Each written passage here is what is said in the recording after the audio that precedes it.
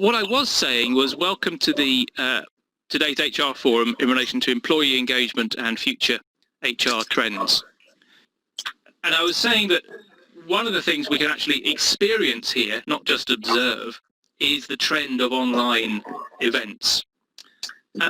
We are going to do our best today to make sure that this is as if you're in the room, without the bacon sandwiches, unfortunately, so that this be a discussion rather than a lecture.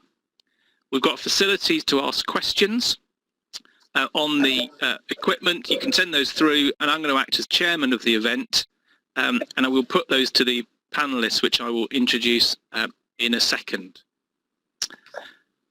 In terms of the discussion for today, when we're looking at the whole topic of employee engagement and future HR trends, we're going to do our best to weave into the discussion the concepts of agile and flexible working, use of technology, mental health and well-being, employee engagement and representation, equality, diversity, and incentivizing and retaining employees. And I think we've picked on those because we think, yes, you could do separate sessions on all of those, but they're all overlap. And I think as the discussion will develop, we'll see they are linked to this situation and to an extent timelessly. Let me introduce the panelists. The first lady I'd like to introduce is Lisa Rowlinson-Brown. Lisa, maybe you could wave your hand to... There we go. Lisa has fully ability to be on screen, so this is great. Lisa is the People Director at Symington's, responsible for HR strategy at the food manufacturer, based over 4 sites with over 1,000 colleagues. You may not know the name Symington's, but it has some very famous brands in its portfolio: Naked Noodle, Mugshot, Chicken Tonight, Twisted, Ragu. And prior to that, Lisa was head of UK and Ireland's development for Terrios, which is the second largest producer in the world of sugar, 24,000 people. The second person I'd like to introduce is Catherine de la Poer, leadership developer at Halcyon Coaching. Catherine's an expert in coaching and developing leaders and their teams, and experience from scale-ups to corporations, passionate about emotional intelligence and building agile, resilient organizations. And I think we can all realize that because we're in a period of rapid change, developing leaders to drive that engagement is going to be important. I'll also introduce Steve Joyce. Steve, you're the only man there, so hopefully you're identifiable, but you waved anyway. Yes. Steve is HR Director at Airedale International Air Conditioning, responsible for the whole workforce there. Over 700 people, based over 3 sites, and given it's a high-tech business, there are people in manufacturing, field-based, and commercial, and Steve also has the job of trying to make sure that that strategy fits within the wider Modine group, which has got 12,000 people. And prior to that, he worked in food and pharma. And last, and definitely not least, my colleague Charlotte Smith. I should say my name's Andrew Rayment. I stupidly didn't introduce myself. I'm one of the partners in the employment team at Walker Morris, and Charlotte is a colleague I work closely with. And as you'd imagine, as well as being a full-service law firm, servicing clients up and down the country and internationally, unsurprisingly, Charlotte and I and other colleagues have done huge amounts of work with COVID-related things over the last few weeks. So this is our panel, and as I said, very much discussion. And to get things started, I'd like to ask each of the panelists perhaps introduce their businesses a little bit more so people can understand the context from where we're coming from, and perhaps see the challenges and trends which have been in their industry and from their experience, and perhaps for the moment forgetting about COVID, so almost what was happening leading up to COVID. Lisa, perhaps I could start with you. What are your observations? Yeah, sure. So I've been with the business just over 2 years, coming to 2.5 years. And Symington's as an organisation is sort of very rich in terms of its history. So it's been around for lots of years. And I think in terms of our overall development, we've started in one sort of model and then we've evolved over time to a completely different model. And as much as our business has evolved, our people function hadn't really evolved in a modern way. So we've spent lots of time over the course of the last couple of years in dealing with some of the historical sort of issues that we've had, that Charlotte's been fantastic in helping me to deal with, but also in looking at how we modernise the function as a whole. So taking us from being very inwardly facing to being more outwardly facing and partnering with key stakeholders rather than just reacting to issues and dealing with those issues when they become a problem rather than proactively looking to nip things sort of in the bud. So we've been on a real transformational journey, which I'm really proud of when we look back and see what we've done. We've rebuilt the people team and we have some fantastic talent within the group. So our main focuses this last 6 months, sort of prior to the whole COVID situation, have really been around talent and performance management, all the things that I'm sure you'll hear Catherine talk about shortly around resilience and purpose and vision and values. They're all the things that we've spent lots of time focusing on. And then, of course, sort of we came back in the new year to this pending issue and spent a number of weeks, months dealing with that, which as a business has been front and centre from a priority perspective. So we're now sort of reviewing where we are from a priorities perspective and picking up our 3-year plan, which we'd revisited over the course of the last couple of months, and again putting all those really important things from an engagement and comms perspective back on the agenda. Cool. Thank you for that.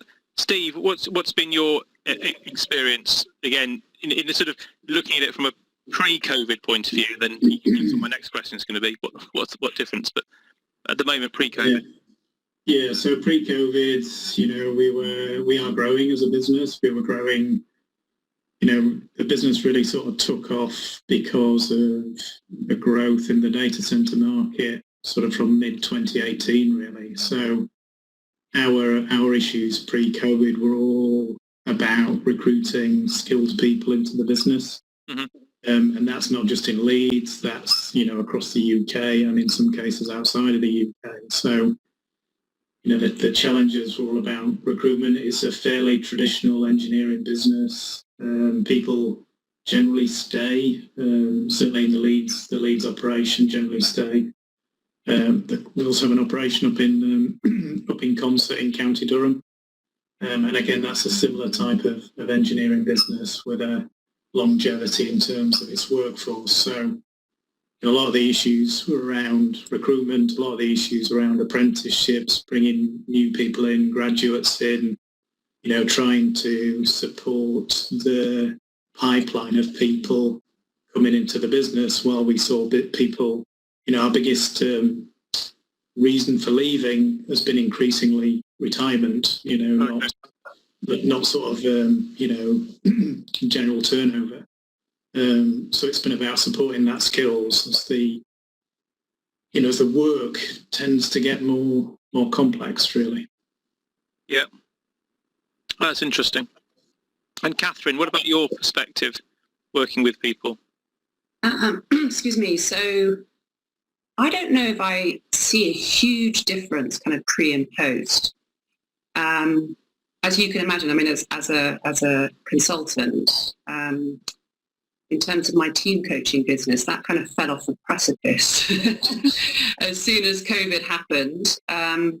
But I was very fortunate to be able to continue with one-to-one coaching, so that was all good. And interestingly enough, I think a lot of people who had expressed an interest in team coaching have now come back to me and said, do you know what, I think we do need to do something with this team So let's try doing some virtual stuff, e-learning, virtual team coaching. So that's been really interesting and very experimental from my perspective. And I've been learning a huge amount about how to create an amazing kind of online experience with people, how to design learning journeys and all of that kind of stuff. Yeah, I would say the themes that really stand out for me, both pre and post, have been around humanizing work and what does that look like, and some really interesting conversations with clients about that, and really defining digital transformation through the lens of people, through the lens of humans. So that's one thing. I think the second thing that I think companies are still very interested in, although I've seen some interesting articles recently about what's going to happen with purposeful business, with all of these job losses that are happening. Is that something that companies are going to be turned off because there's other things, bigger things to think about now? So what I mean by purposeful business is kind of the 3 Ps, profit, people, planet. So there's definitely been momentum behind that. And then I think the third thing that I've seen is this piece around commercial skills, actually, not only in terms of HR from the digital transformation perspective, but also in terms of, it feels like there's a generation of people out there who have been operating singly with a short-term view, so quarter by quarter perspective on the business, and suddenly they, because of purposeful business, they're actually having to take a longer-term view of the business, and there's a much bigger pool of people that they now need to influence around that stakeholder piece. Yeah. So I think, humanizing work, purposeful business, and strategy. What is strategy? Teaching strategy. There is, a huge number of people who have hit senior director level in businesses, and they don't understand what it is to write a strategic plan. Mm-hmm. They've never had to do it because they've been operating on a short-term basis. And yet the requirement is now to have that skill set. Okay, that's cool. I've scribbled a few things down there, so I think we'll come back to some of those points. I'm going to resist the temptation to pick on you, and we're going to keep going across and then come back. Mm-hmm. That's interesting. So, Charlotte, perhaps we 2 hats on. You know, obviously we work together in the office. We're both at home today. I was in yesterday, and then also from our experience of clients. Yeah. What's been going on before? Yeah, so I think that was really interesting from everyone in terms of sort of strategic HR direction. So it was really useful to hear that. I think for us, obviously, we have the benefit of seeing a range of different industries, and we act for clients across, retail, manufacture, football, all sorts of industries. So we've seen lots of different things. I suppose in terms of the pre-COVID world, I had a look at what we had sort of predicted would be the biggest issues in the HR world or the employment law sphere at the start of the year.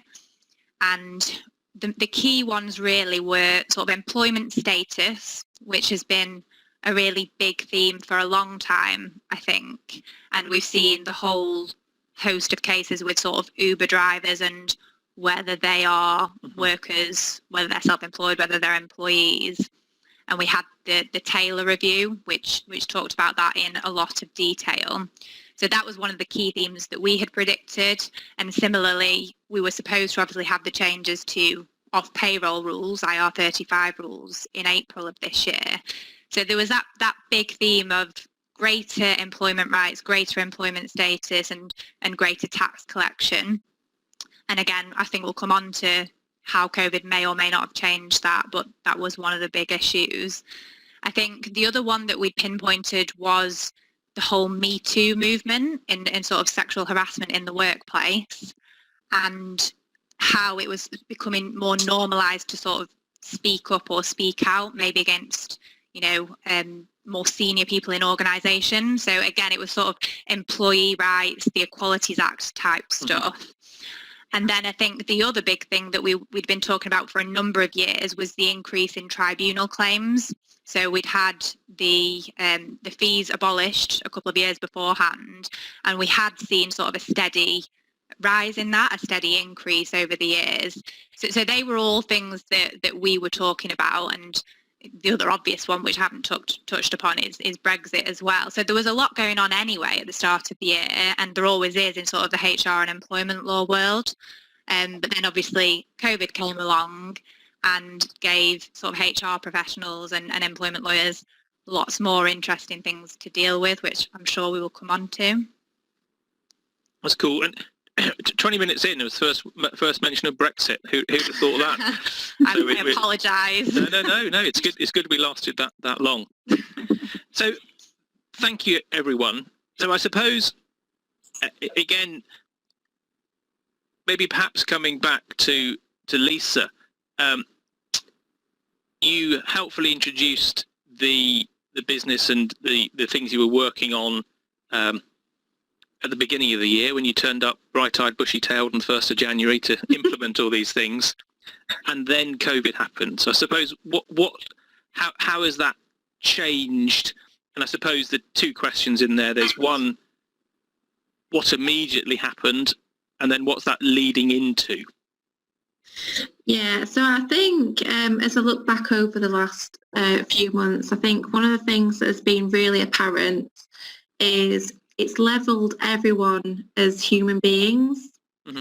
So we talk about employer-employee relationships, don't we? But essentially, particularly those early weeks, no matter which site you were based on, which role you have within the business, what your status is within the business, everyone felt very similar feelings.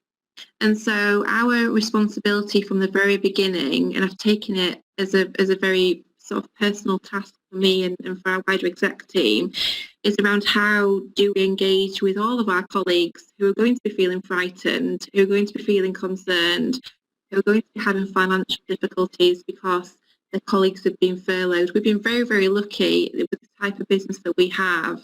It's very resilient from a I guess a consumer perspective. So we've hugely benefited from a sales perspective. So we haven't had furlough colleagues, but we have had families who have had the main breadwinners furloughed, for example. And so I think it showed just I guess how fragile we are as a human sort of race. But I think also we are all built in exactly the same way from a I guess a level up perspective.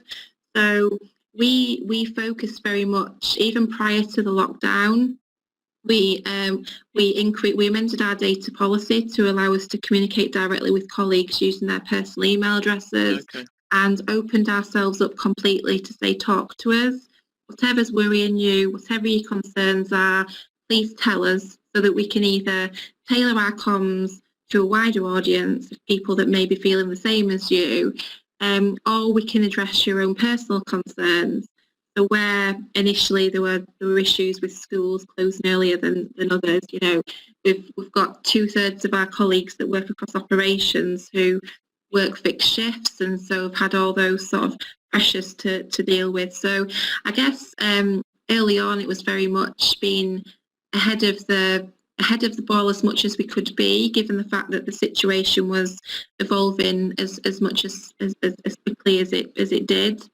And then we've got the batch of our colleagues who literally up sticks on the Friday and worked from home on the Monday, which as a very traditional business, although we're making strides to change the traditions that we've had that we know we need to modernise, the thing of working from home was a completely new concept for lots of our colleagues.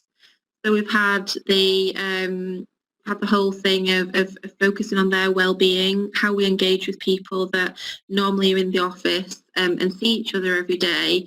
How do we engage those people with the things that we're doing? Because as I mentioned earlier, we've had the Small Matter of a 3-year plan to devise and deliver over the course of the past few months. So how do we engage our senior leadership team with that?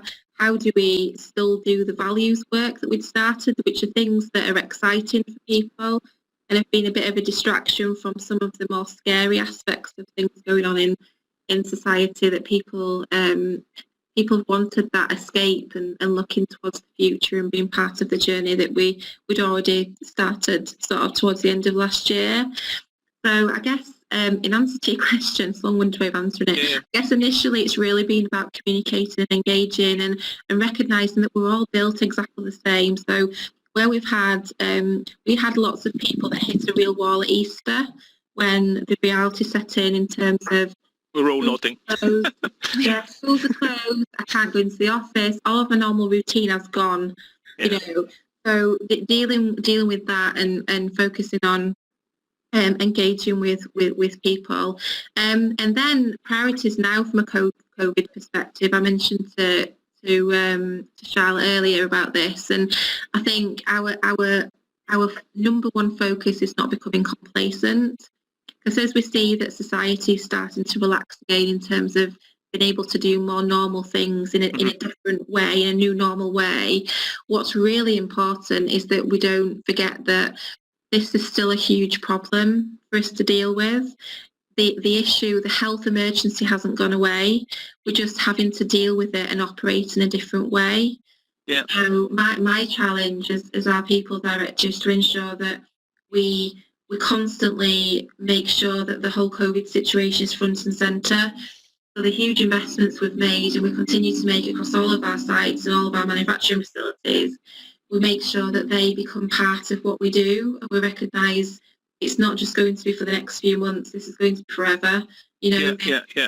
arrangements that we've put in place. So and I guess so there's the complacency element that we need to make sure we do remember, and also the wellbeing and connection and communication agenda is more important now than it ever has been. So we've invested in a applications-based platform that we can communicate directly with all of our workers. So regardless of where you work, regardless of whether you have your own Symington email address, we can connect to you immediately the same way that a network would, for example. So we're looking at I guess the overall engagement and comms agenda has been a fundamental priority for us, as well as well-being and all the other things I've just mentioned. It's fascinating. And I suppose, because I've been scribbling things down because I'm learning a lot, and that sort of that stuff that Lisa was talking about, Catherine, is that what you were sort of getting at with the sort of humanising work type stuff? Definitely. And actually what Lisa has said really, really resonates. I think this piece around a level playing field is really interesting, because certainly a much more informal tone has permeated the workplace. And I personally think that's a really good thing. There's less staging, particularly around comms. If you think about exec teams who would want to communicate a message, and they would, really package and polish it. Now you've got people, the CEO of a business out walking their dogs and doing video communication. That is a massive shift. And all of the data that I've seen is actually people love this. They want more of it. They want to see the human side, the real side of their leaders. I personally don't really like this word vulnerability, because I think it's unfortunately it's attached to too many negatives. But it is, I can see you for who you are. I can, is it soul bearing? Maybe that's a step too far, but I can understand you as a human being. It's not this polished, staged communication anymore. It's much more personable. I think, to Lisa's point again on communications, my goodness, this is a really key element to emotional intelligence. this piece around the ability to communicate effectively. And so much of our communication is non-verbal, which has proven to be quite problematic for a lot of people via virtual platforms, because you haven't got the advantage of seeing all of the verbal cues, the non-verbal cues, all of the body language stuff that we're so well adapted to reading. Just the simple thing about please can everyone put their cameras on? I mean, there's a reason behind that. I think from a comms perspective, perhaps as well, there is an understanding now that everybody is different. Lisa made this point. We're all very unique human beings, and actually, a generic comms message just doesn't work anymore. It's got to be personalised. So organisations have the new challenge of segmenting their audience, much like a marketeer, and communicating very tailored messages through different formats, through social media channels. And I've noticed a real shift now in terms of certainly exec level communications. So many more CEOs and board level execs are now using LinkedIn, for example, to do video communication. I think this is all good. This is all to the positive. It's real, and it's, you're reaching people where they are, not just, guess what? People are on Facebook, people are on LinkedIn, let's go. So this whole personalization piece, I think, is wonderful. The other thing, again, building on Lisa's point about the well-being agenda, I think what's really struck me is just looking around the area that I live in, just how well people are looking. And I do put this in the context of, clearly a lot of people are genuinely worried about job loss. And that is very, very stressful. So I don't want for one moment underestimate the impact of that. But at the same time, I'm seeing, people are moving. People are walking with their families. They are in nature. They are riding their bikes. Andrew, you're a great one for cycling. And this is, so people's physical health has and is improving. And look, the government's new scheme for getting people, tackling the obesity crisis is all around cycling. So I think, I remember seeing somebody's LinkedIn profile, move, you are not a tree. I mean, seriously, so much of people's mental and physical ill health is unfortunately related to the fact that we are sedentary and we sit at desks and we have that, position, what is it, the kind of craned neck, looking at social media on our phones and all that kind of stuff. So I think in general, that well-being piece is only going to get bigger. And I think just even examining what it means to engage a human being on a psychological level is starting to permeate how organizations think about their people. Yeah. Okay. That's interesting. Makes me feel very inadequate, so thank you for that. As a human being, as a communicator. But I think, okay, so that's interesting, because that's taking it from Lisa talking about what's happening and then describing it. Maybe let's go back to Steve. And again, I suppose pressing pause on where Catherine's taken us there, maybe just coming back to talk about what's been your experience when COVID started, and then sort of, I don't know what I say, coming out of it, but you know what I mean, moving to the next phase of it. How's that been for your business, Steve? Yeah, I think, when COVID started, when Boris did his announcement, we closed for a day, but we did return to work. And so we sort of reduced our manufacturing capacity to 50%. That was mainly because we were concerned that we would consume all our material, because we have material from Europe, particularly Northern Italy. And Northern Italy is down for a long period of time, so we actually thought we'd run out of work. It didn't work out that way, but I suppose that raises an issue about making supply chains a little bit more resilient, and that's something we're going to have to look at, not only with Brexit, but further down the line, we're going to have to build more resilient supply chains. So if this happens again, we're not at risk of having 400 or 500 people stood around with nothing to build because we can't get parts out of Italy or France or whatever it is because we're locked down. So there's a whole sort of issue there around supply chains that I think people need to look at. From there, we resumed a degree of normality. We put in place social distancing. We actually changed working patterns. We were going to change them anyway, but we threw the door open to various different working patterns. Okay. We now work 3 shifts, and part of the reason why we work 3 shifts is to allow for social distancing. So the employee population in the workplace is not as dense because we've spread those people over a greater number of hours.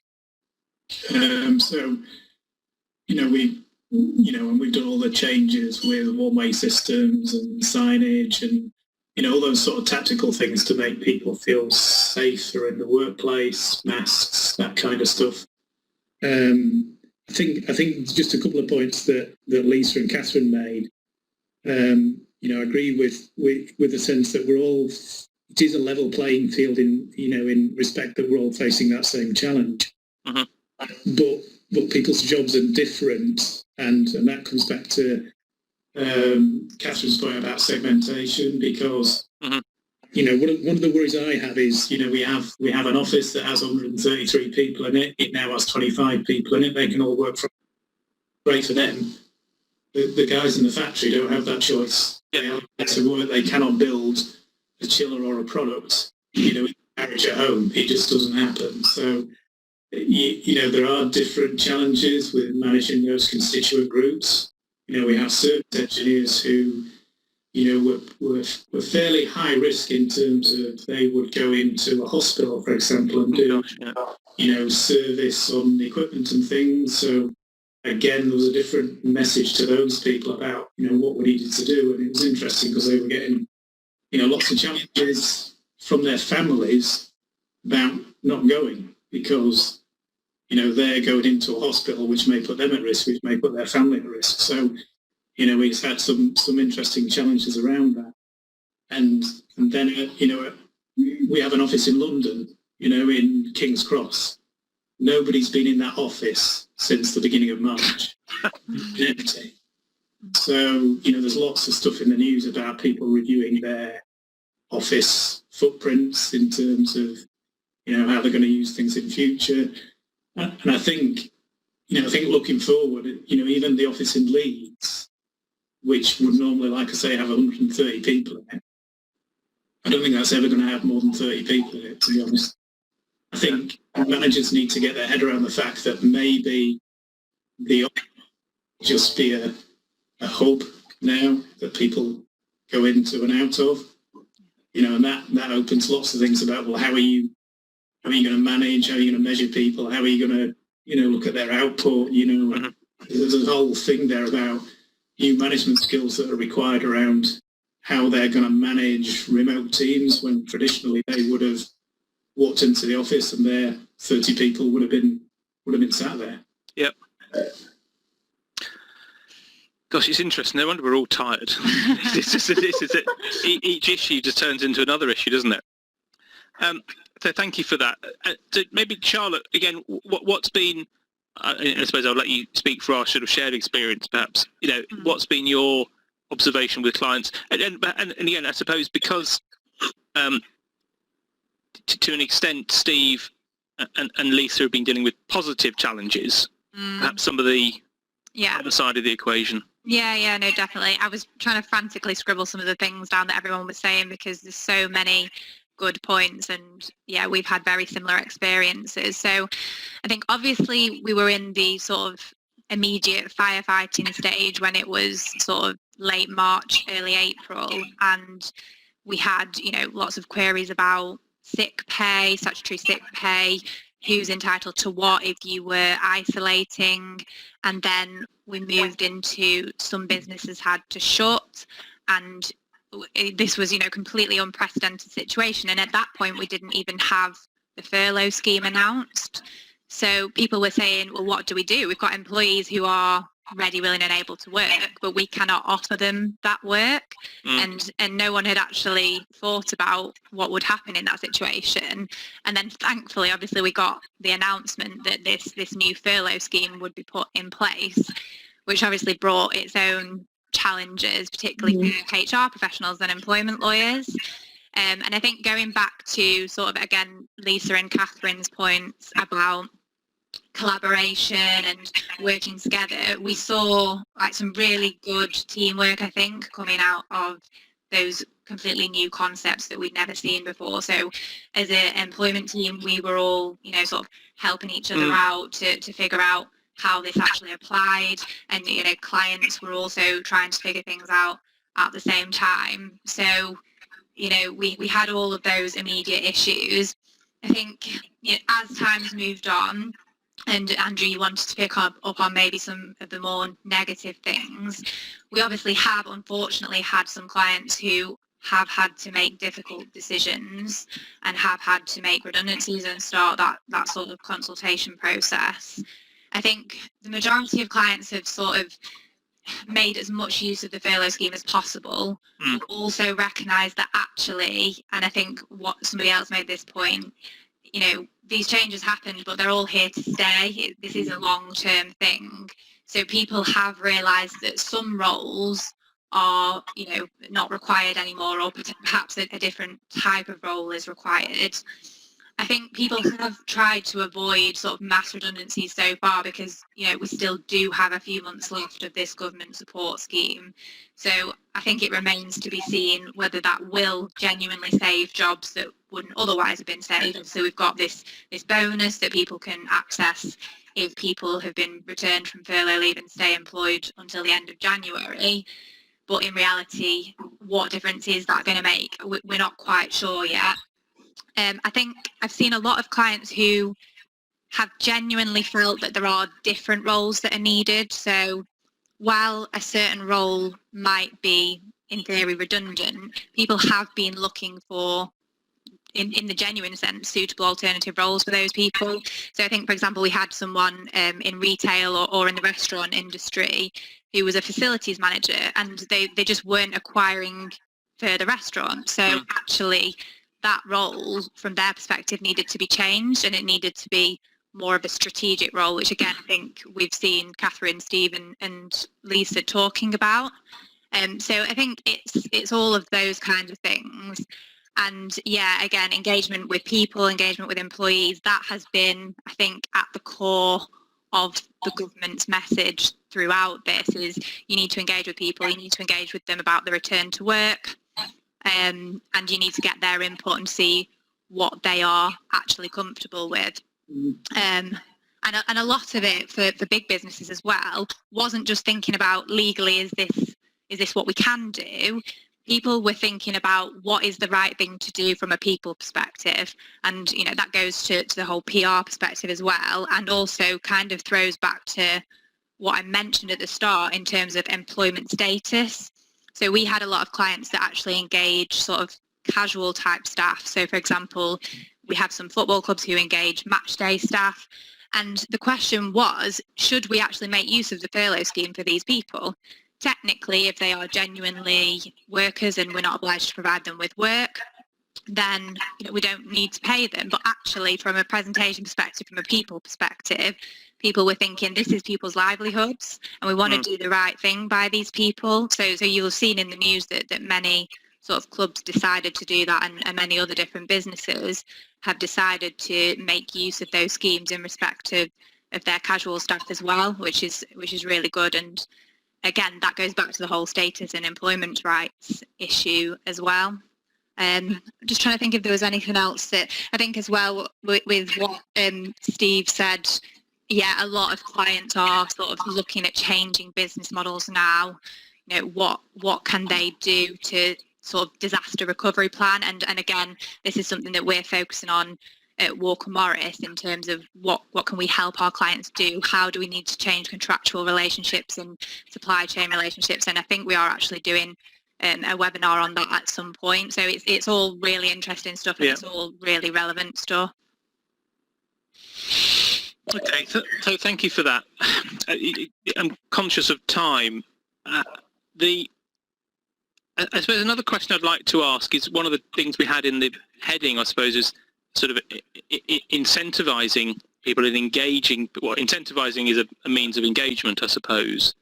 And I've seen lots of stuff in the press about companies like Richer Sounds or AO actually saying we're going to offer you significant amounts of money if the business as a whole grows. I suppose either A, from your own business's experience, and I appreciate you may not want to answer that totally, but I suppose also from your experience and I mean sort of market commentators, do you think sort of non-cash incentivization is going to increase? I'll answer that question first, because it's quite timely from our perspective at the moment. So we haven't actually, just for the audience, we haven't actually rehearsed this, so this is remarkable. So. Yeah, literally, I signed off the facts file yesterday for our operations colleagues. So what we agreed was, right at the very beginning of the pandemic, to Steve's point earlier, we completely recognise that 2/3 of our employees have no choice but to attend work. We can't, unfortunately, pick up a production line and put it in someone's garden sheds. We can't give people a bunch of noodles to pack in the living room. You know, we just can't do that as much as we maybe would have wanted to in those frightening sort of early weeks. So we appreciated that there were some individuals who had no choice. They didn't have the luxury of being able to stay at home in the little bubble. So we put in a financial incentive in place for individuals, but it was built around people doing the right thing. So if someone needed to self-isolate, for example, they wouldn't be penalised from a bonus perspective. But if individuals worked extra overtime, for example, over a weekend where we needed to run lines 24/7 across some parts of the last few months, we'd give them extra incentive to be able to do that. So so our operational teams across all of our sites will be receiving a bonus on Friday as part of our thank you, to say thank you for everything that you've done. And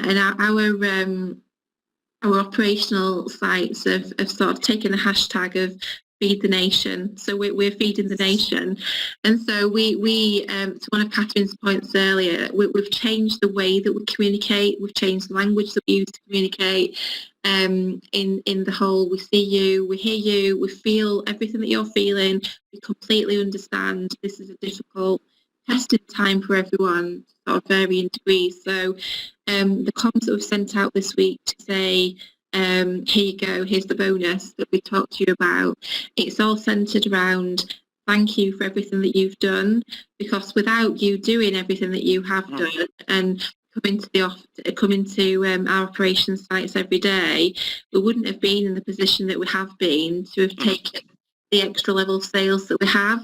So we've definitely shared the benefits that we've managed to secure, but we're also very mindful that I'm not sure we're officially in a recession as yet, are we? But it's inevitable we will be in a recession. So we're also taking steps as a responsible employer when we look at our priorities this next few months to make sure that we are in the very best shape to be able to deal with that recession. So making sure that we make the responsible decisions around the extra revenue that we've generated this year to future-proof ourselves as we get into, we're under our financial year ends in 4 weeks' time. So as we get into our new financial year, we know that's going to be really difficult. We know that buyers' trends are going to be changing even more than what they currently have. We know that retailer demands are going to be significant. And who knows what will happen as we get into the winter with the predicted second wave. So we're doing everything that we can whilst thanking everyone and rewarding people in that way. We're also being responsible in protecting ourselves as we do go into a difficult time. So the sort of non-monetary incentives that we're offering to people. So I've got a brilliant lady in my team at the moment that's working through a flexible working policy, which enables everyone to request flexible working. So whether you're office-based or whether you're based in our factories, we're reminding people that you have the opportunity to work flexibly if you choose to do so. So we're looking at how we launch our values and incentivising people to bring those values to life through their behaviours. So it's definitely one of our key priorities that we're implementing at the moment. And are you? Here's a dreadful question, but are you doing it because you feel it's the right thing to do, or because you, as a business, feel that actually it will benefit the business, or I suppose it could be both? No, absolutely. It's down to what is the right thing to do. Okay. So one of my key values is I've always been very values based in terms of how I lead and how I sort of implement my role. So if it's the right thing to do, then we endeavour to do the right thing. And where we've made the decision to financially reward our operational colleagues, that's because we all recognise that it's very easy to say when you sat in your nice garden and your nice house, that this has been a real difficult thing for me, having to move and sort of sit in my garden working from home, whereas our operational colleagues have had no choice but to attend our operational sites every day. So it's about saying thank you to them, and it's the right thing to do to acknowledge the steps and the commitment they've shown to their roles. Interesting. Thank you for that. We've got a couple more minutes each, perhaps. To maybe just jump over to Steve. I suppose, any views on what Lisa's said, and also, how are people going to be incentivised in the future? But I guess in your sort of business, perhaps both your sort of business, where actually you're looking to keep people, you're on a good side of the curve. Yeah, we're in a very fortunate position, really. We took a decision back in April because things were so uncertain. We would normally do an annual review, fairly traditional, but we took a decision to defer that at that point in time because of that uncertainty, and because we knew we were going to have to furlough elements of the working of the employee population. So we're sort of about to revisit that because we know we're through it. We're almost back at 100% capacity. We're adding temps back into the business. We'll probably start adding apprentices back in. So, we're sort of through the rough period, and, we'll be looking at that review again. We will have some, politics to manage because our parent company is not in the same shape as we are. Yeah. So the fact that we're sort of potentially going to recommend some kind of increase to base salaries, is going to look quite odd against a parent company that's an automotive supplier, where they are not seeing much in the way of demand at all. So, there's some upward management to do, but I suspect we'll get to that. I think, the other point about that Lisa made about flexible working, I think, I think if you're in a profession or managerial role, I think that's an expectation now. I do.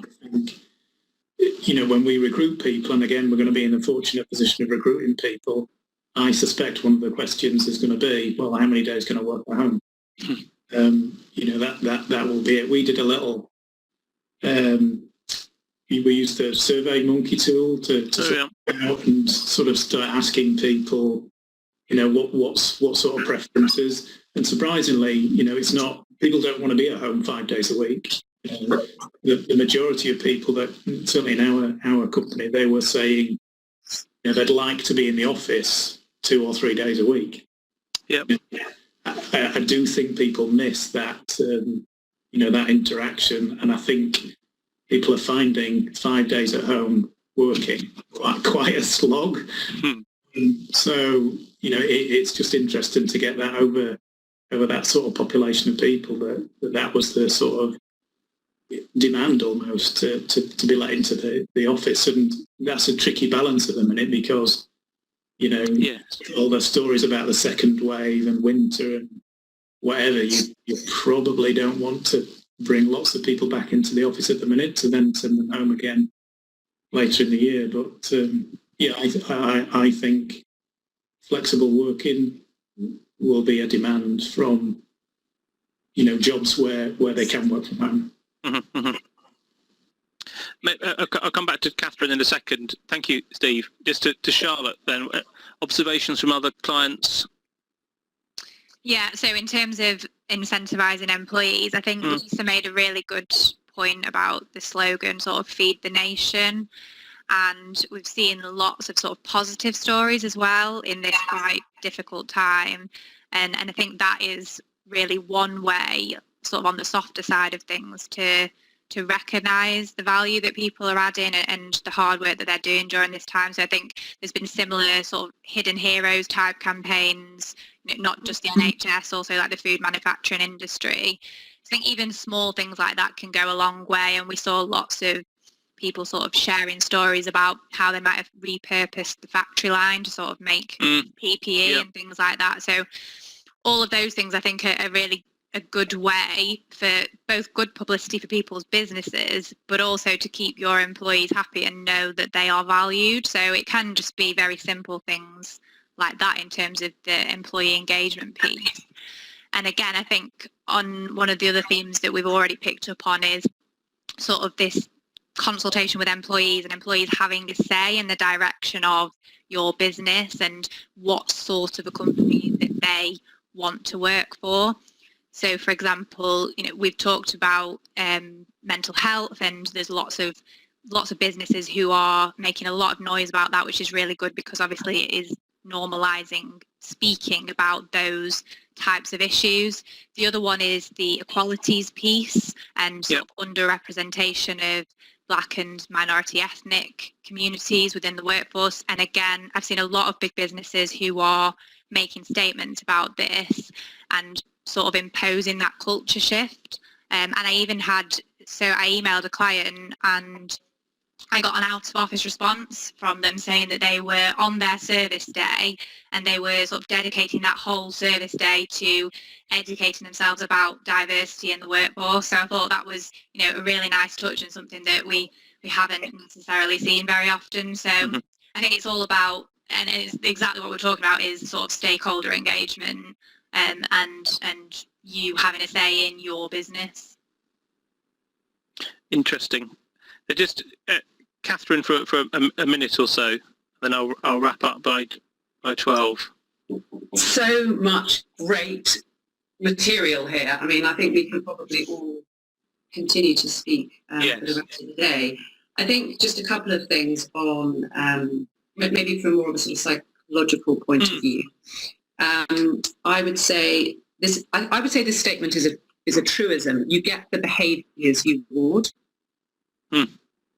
So I think when thinking about reward and going back to Lisa's point about being values-led, values are irrelevant unless they play out in behaviours that enhance human experiences at work and that ultimately deliver commercial gain in that order. So that's the first thing I would say. And I think the other thing that perhaps organisations are realising now, when they're thinking about their humans in the organisation, and I really like this distinction between people and humans. I love the fact that we're talking about humans. I'm an anthropologist, that's my undergraduate degree, so I studied survival of the fittest and the Darwinian theories of human. What I want to say to everybody on this call is that the great thing about humans is we're a highly adaptive species. Yeah, we've been through this kind of calamity before, and guess we've come out stronger. So we are actually wired from a brain chemical point of view to thrive when we're faced with challenges. It's just that we can't do it alone. We have to do it together. it's a together thing. So collaboration obviously is very important. And I think we're starting to see, more collaborative behaviours, and I think technology can really speed up that collaboration process if we're clever. But I think the final point I wanted to make really when you're thinking about your humans is there is a distinct difference between intrinsic motivation and extrinsic motivation. And what I mean by that is there are things that happen on the outside in the external world of humans that will act as a reward. Money is one of those things. Vouchers, travel, gifts. That's what is called extrinsic motivation. So I'm going to give you something that will help you to be more engaged and motivated. But that wears thin. That only works for a certain amount of time. The opportunity for organisations now, and this is to a certain extent based on a data-focused business, and this is the pivot that I think HR certainly needs to engage with if they haven't already, which is more of an analytics data-led focus for employees. Obviously, bearing the privacy of employees, and there's obviously some very interesting legal aspects to this. But look, human beings are motivated by 3 or 4 things. It goes back to Maslow's hierarchy of needs. We want to feel safe. We want to feel connected. We want a sense of autonomy over what we do, and we want a sense of purpose. So the North Star piece. And actually what's interesting about COVID is that COVID has given us a challenge, literally a global challenge that we needed to face together. Mm-hmm. And that in itself builds trust. Mm-hmm. And I love what Lisa is saying about that in that piece around doing the right thing, because what that brings to my mind is the word integrity. And absolutely, integrity means being fair. It means being honourable. And actually fairness, if you go back to your childhoods, what is the one thing that children will show you every day, particularly young children, innocence, is it's fair or it's not fair. Mm-hmm. And we all have got that built into us, the need for fairness. And I think if doing the right thing has been brought into sharper focus for everybody, every business, the way of operating, yes, is what I say. Yes, raise my glass. More of that, please. Well, thank you for that, and thank you to everyone. I mean, we weren't quite sure what to expect from this, because this is an experiment to do it online, etc. But I want to thank everyone for participating, the people you can see. I want to thank people who've tuned in. Hopefully there are some. I can't see you, but hopefully there are some. I think there are from the data. I'm going to be sufficiently bold to say I've enjoyed it so much. I think we should do another one. To an extent, as many people have said, there's many things we could talk about and learn from, because it is a shared learning experience. I've learned a lot. So thank you for joining. I believe for maybe colleagues couldn't attend, we will have a recording available at some stage, so we can ping that round. The very fact that you're here, you must know something about Walker Morris or the people on here. So we do publish other articles on LinkedIn, on our website. You'll have those details. I think my colleague Charlotte was saying that we are having other seminars about commercial leases. I know nothing about commercial leases, so don't let me do that.